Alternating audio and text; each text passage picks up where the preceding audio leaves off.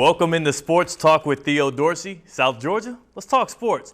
For longer than I've been living, Bill Murdock has been a consistent force as a head football coach in the GISA. This is his 30th year with the main headset and 14th season in Dawson at Terrell Academy. The five-time state championship winning coach is a staple in South Georgia.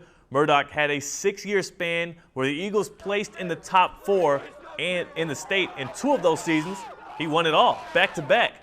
All of that time coaching breeds expertise and, of course, some great stories to tell. And Murdock is in the studio making his Sports Talk debut to elaborate on his coaching journey tonight.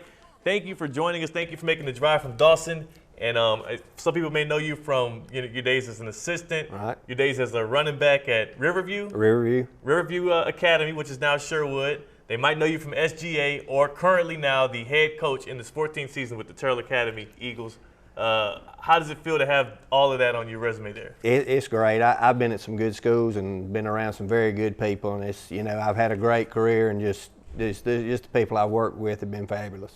Definitely so, and it's a shame that it took us this long to get you on Sports Talk to highlight yourself, your career, and your program, but we got you tonight. So all right, we appreciate you having us here. Definitely so, and one thing that, speaking of appreciation, family, through all of those stops you made and being from Albany and, being in Dawson, I'm sure you've been able to stick around your family a lot, and I know family means a lot to yourself and to the viewers out there, so I want to give a shout out to the Murdock family and take a look at them. Can you speak to what they are for you? Especially as a head coach, because I know you got to deal with other families that might get on you. Oh yeah, they're my rock. I have 4 children. I have Ashley, Will, Kelly, and Catherine, and now they've blessed us with 3 grandchildren. We have Mac, my grandson, and Emma Ella, our twin granddaughter. So, and my wife, Amy. It's the main thing. Family comes first, no doubt about it. That's what we try and emphasize with our kids, and try and make our team and school that way. And I'm just very proud of all of them.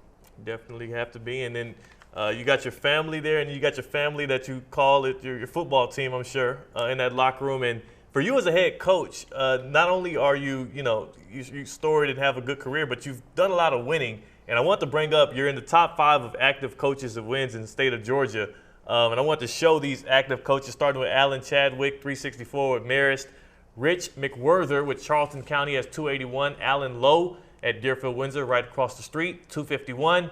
Rick Tomberlin at 246, and yourself right there at 234. Now, this is as of last week, but you got a shot here to climb this list a little bit, the all-time list as well as the active list. Does this number right there and being in the top 5 right now, how much did that mean to you as a coach? It does. It just says I've been around a lot of good players and assistant coaches, because they get the credit, because I had never made one play since I've been a coach. It's those kids and assistant coaches, and it's very humbling to be on that list. That's a great bunch of coaches, the 4 are above me, and it is humbling to be included on that list. Now, for you right now, I don't know how long you've been headmaster over at Terrell Academy, but how do you balance those roles of being head coach of the football team and then headmaster of a school where I'm sure those responsibilities are big? Just have a great faculty and a great bunch of assistants that work hard and take over when I go out on the football field. And that's kind of my time when to get away from the hustle and bustle. I really enjoy coaching. I've had people ask me when I'll stop. I mean, that's my passion. I love it. I love Terrell Academy and what we've been able to do to help it grow and turn into a better school. And it's just our teachers and our administration is just great, and our board of directors, and it's just really heading in a positive direction.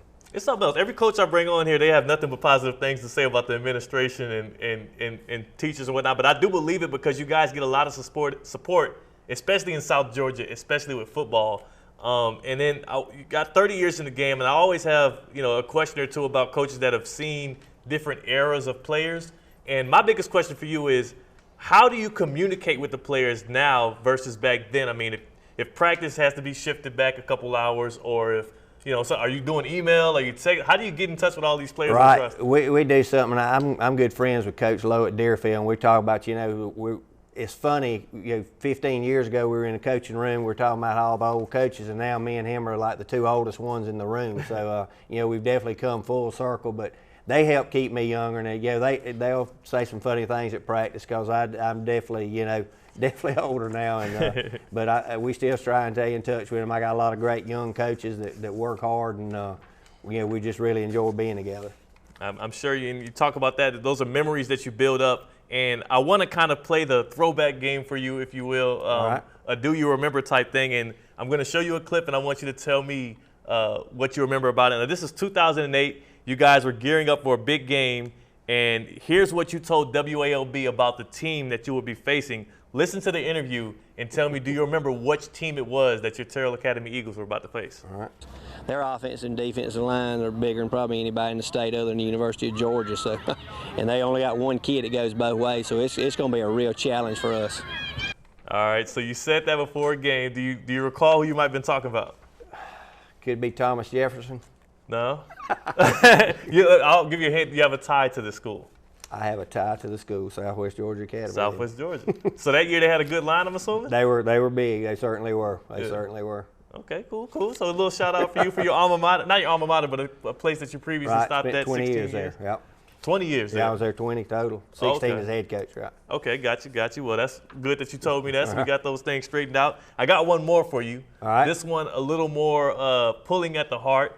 This is the following year, and I'll just play the interviews, and you tell me what the Eagles just got done doing and who you and your former player were speaking of in this interview. Okay. I told the kids at halftime, as long as he's worked as hard as he's worked there at this school, they wanted to win it for him, and they did. Just the years he's been here, and I mean, he's like another dad to all of us. We love him, and you never want anybody to be sick or hurt, and it really played a big role with him being here for us. Remember that is? That was definitely Coach Beard. Yeah. And can you, I know his name is plastered all around Terrell Academy and whatnot. Can you just describe to me what his impact was in Dawson, as well as how that kind of still is living on? The difference he's made in so many students' lives is unbelievable. I mean, it's just, when we had his funeral at the football field, it was packed. I mean, I think it's the biggest crowd that's ever been on that home sideline. That was just a testament to what kind of man he was and what kind of leader he was, and great teacher, and he was just a super person. Anything you remember or recall about that run you guys had when he was, dealing with some things and you were able to pull out that state championship? Oh yeah, he came out there every day. He was in his golf cart, and he had, his hip was bad, and he'd be sick, but every once in a while he'd jump up out of that cart, and when we knew, everybody knew it was time to get straight, and the kids just loved it. It didn't matter how old he was. Every kid on that team gravitated to him. It was amazing. Got you. And just for reference, for those who don't know, the longtime Terrell Academy coach passed away at 77 years old.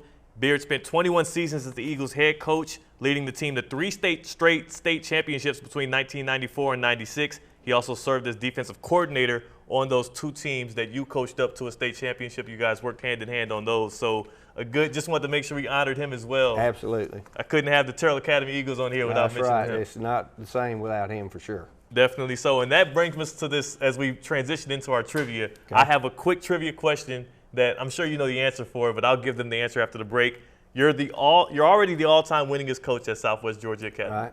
Right. But at Terrell Academy, Don Beard has you by a sizable margin. How many more wins do you need to catch Beard? Theo versus everyone is after the break. I'll give you the answer then.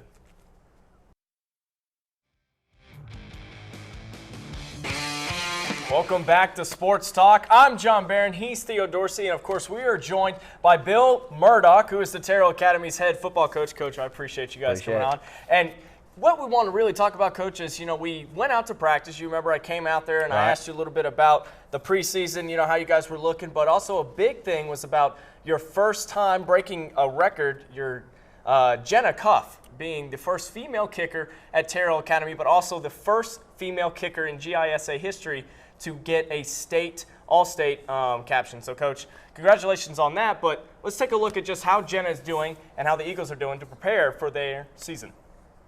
As the Eagles are getting set to take flight in this 2018 season, they look forward to their kicking game, helping them soar to this year.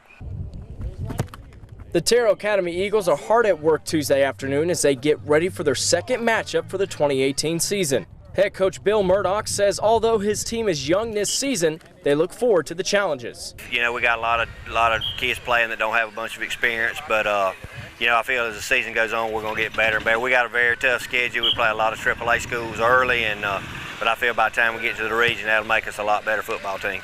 A big key this season for the Eagles is their special teams. With senior Jenna Cuff and sophomore Ian Kelly, the Eagles feel confident in their kicking game. For Jenna, this is her last go-around and says when the time comes, it'll be hard to say goodbye. Of course, what everybody says, being under the lights on Friday nights, and I'm going to miss being around the boys and seeing them every day, even if they aggravate me sometimes, but that's just what family does. Jenna is the first female kicker in Terrell Academy's history, a two-time All-State place kicker, and has been playing with the Eagles since her freshman year. Great. I mean, she's just like one of us. Our kids, you know, they really look after and protect her, and it's just neat having her out here. Jenna says she got her knack for kicking from her father, who was an Albany State kicker from 2008 to 2010. She used to always come out when I was kicking because I played college football at an older age, and she would always go out when I was practicing by myself and catch the balls up for me. And one day she said, when she was in middle school, she said, "Daddy, I want to go try to kick." As Jenna and the Eagles head into the 2018 season, she and the Eagles hope that it will be a great connection. In Dawson, John Barron, WALB News 10 Sports. And as you saw there, Coach, you know, the team, as you said, they never saw anything different. They loved having her out there. She worked as hard as they did, everything. And, you know, she's been there for 4 years, and it's been a great 4 years. Is that right? It has. And I mean, like I told you, Jenna, we told her we'd kick it the first of practice, and she could leave, but she stays the whole time, and you're right to the very end. And I'm just proud of her and proud of the way our team has accepted her. Perfect, Coach. Well, hard work and dedication, that's what does it. But let's see if you can go ahead and pull one away from Theo and trivia, okay? You ready? So we got 9 questions for you guys. All right, the first 3 will be multiple choice. The last 6, you will have to provide the answer for me. You ring the bell, you get it right, you get a ball. Are you ready? Ready. All right, let's go to question number 1. How many Super Bowl victories does Tom Brady have, 5 or 6? 5. That is correct. Wow, that's a good answer, man. Yeah. You're welcome. Yeah. Pretty sure you saw that one. Question number 2. Who won the Super Bowl MVP this past season? Tom Brady or Nick Foles? Nick Foles. That is correct. Yeah, because Tom Brady lost the Super Bowl. Yeah, but you can still win the MVP, my friend. Yeah, but this is 2018. Yeah, but okay. Question number 3. Which college team just broke the record for the most top 3 polls heading into the season with 9? Alabama. That is correct. Yeah. You can put your hands up. I know. Down 2 to 1. I shouldn't have my hands up. I should have been ready. Oh, man, that's wow, he got that one. All right, that was the last multiple choice question. All right, this one, there will be no multiple choice. You have to provide the answer. Ready? Question number 4. Which former Chicago linebacker was introduced into the 2018 Hall of Fame class? Who was that? I think it was him. Yeah, you're hating. Brian Urlacher. Yeah, but why was I hating? I just gave it to you. You didn't want it to be. Right. I think it was him. Yeah, you're hating. Okay. Okay, this is the last question before we go to break. Okay, question number 5. On the subject of Hall of Fame inductees, which former wide receiver where the term "getting mossed" was named after? Randy Moss. That is correct. That was a good one. Yeah, it was. That's a good one. Yeah, thanks. You know, because I wrote them. That's right. All right. Well, when we come back, Coach will go ahead and try to pull this one away from Theo. Theo will try to redeem himself. So far, he is down. You can put it closer. There's still just 2 in there. Okay. And we will try to come back and finish this game off after the break.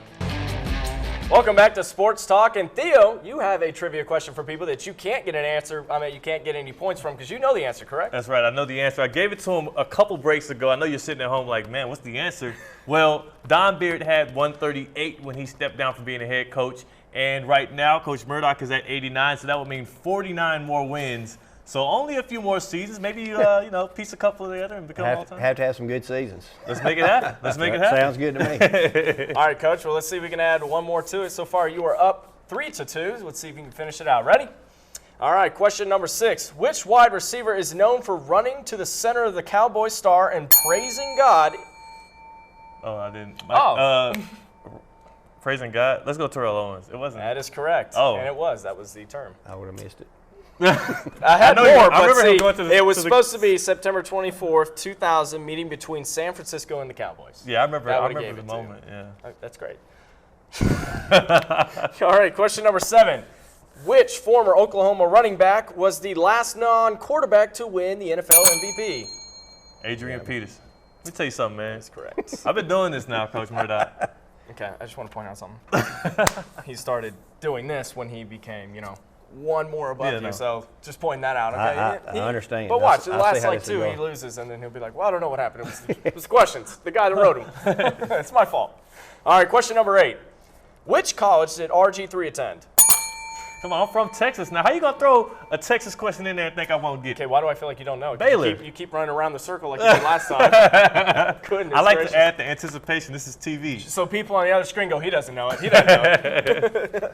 All right, Coach. Well, I here want you to go. see did he write the questions? No, see, here's the thing, though. He did check to see if the questions were there, so I don't know how many he ran through before he. My goodness. I'll let him get this one.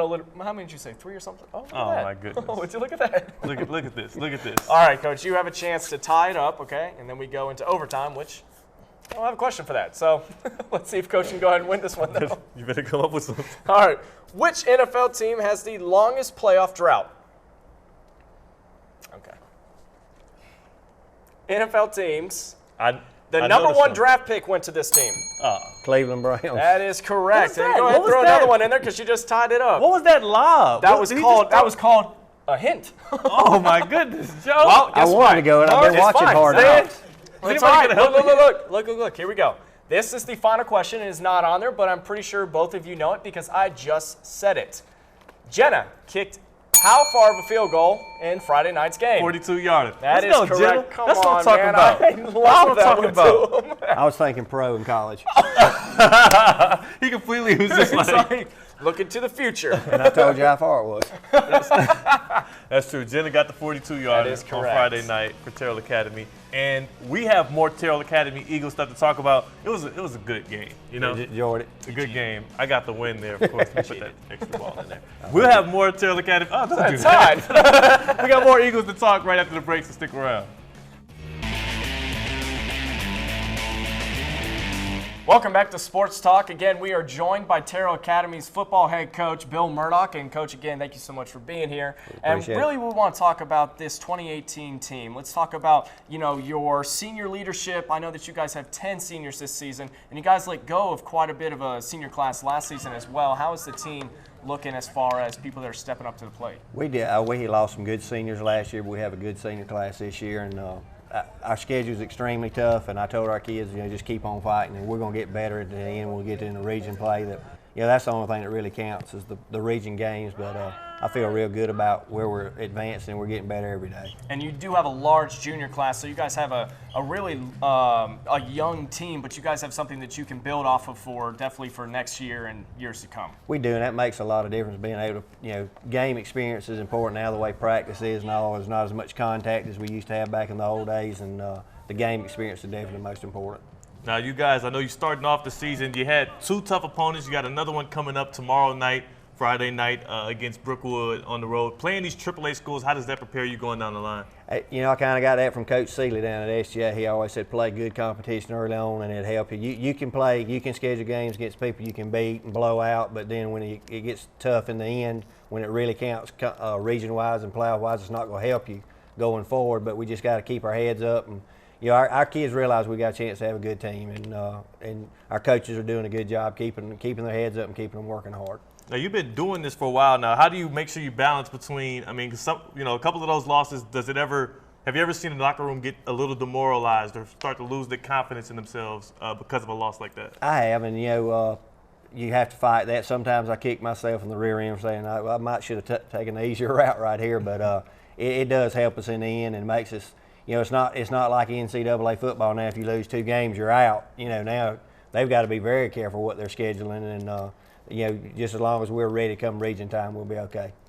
Got you. And then for those Eagles so far, even in the 2 losses you got, what did you like out of the team? Was there any bit of resilience maybe in the second halves of those games or anything like that you liked? I thought so in the second half against the Tift area game. Our kids kept fighting, and early on against Heritage, we battled them. We should have scored a couple times early and gave up a real cheap touchdown. That game could have been a lot different, but I feel good about how they've kept on playing. We've had a great week of practice this week. All right, and how's the leadership role kind of playing? And I know that you guys have another kicker right there. You just saw it. You got a young punter, but how is Jenna kind of stepping into that role and kind of taking him through the ropes? Are they getting along well, I'm guessing? Oh yeah, they do. They kick together all the time. They're over there. They have a good time together, and they help each other, and it's a good relationship between the 2 of them. All right. Up an all-state mentor, I'm sure that doesn't hurt for him. No, it doesn't. She knows what she's doing, and it's just a joy to watch her. Got you. Well, if you guys want to watch the Eagles tomorrow night on a Friday, they're going to be at Brookwood. And then going forward, of course, you can check online for their schedule. Thank you so much for joining us, Coach Murdock. Appreciate y'all having us here. Thank you. And it's been a good night. We'll see you next time on Sports Talk. Until then, you have a good night.